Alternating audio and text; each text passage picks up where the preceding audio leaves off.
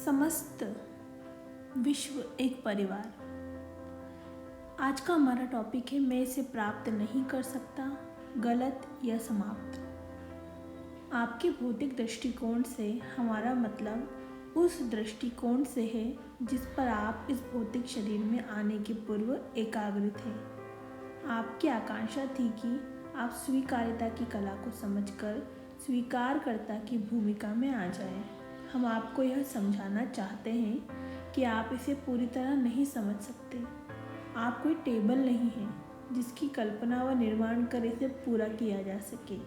आपका अस्तित्व लगातार विस्तार ले रहा है। आप में विकास की प्रक्रिया निरंतर जारी है, लेकिन आप सदा से वे ही थे जैसे इस क्षण में है। आप ब्रह्मांड के नियमों को इतनी अच्छी तरह समझ लेना चाहते हैं कि आप इनसे एकाकार हो जाएं। आप यह समझना चाहते हैं कि ऐसा कैसे होता है कि आप वस्तुएं प्राप्त होने पर ना तो स्वयं को पीड़ित समझे, ना ही हाथ घुमाने वाले अन्य लोगों के लहराते हाथों का शिकार बने। जब तक आप दो संसार के बीच हैं, तब तक आपके लिए इनमें से बहुत सी चीज़ें समझना कठिन है। इन दो संसार में से एक आपने हमारे द्वारा दी गई जानकारी के पूर्व बसाया था, दूसरा वह जिसे आप हमारे द्वारा स्पष्टतः समझाने के बाद बनाने वाले हैं।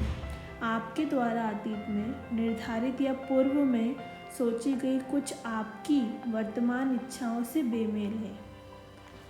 जो आपने संसार बनाया, यानी कि हम लोगों ने, हम जानते हैं कि इस संक्रमण काल में आपको इससे कुछ असहजता महसूस होगी, लेकिन जब आप अपनी इच्छाओं के प्रति स्पष्ट और अधिक स्पष्ट होते जाएंगे तो यह असहजता से कम होती जाएगी। पिछले संवेग का बहुत सा भाग आपको अब अनुभव में आएगा। जब आप अपनी सकारात्मक भावनाओं को महसूस करते हुए अपने कार्यों, विचारों व बातों पर ध्यान देंगे, तब आपने स्वयं को स्वीकार कर लिया है।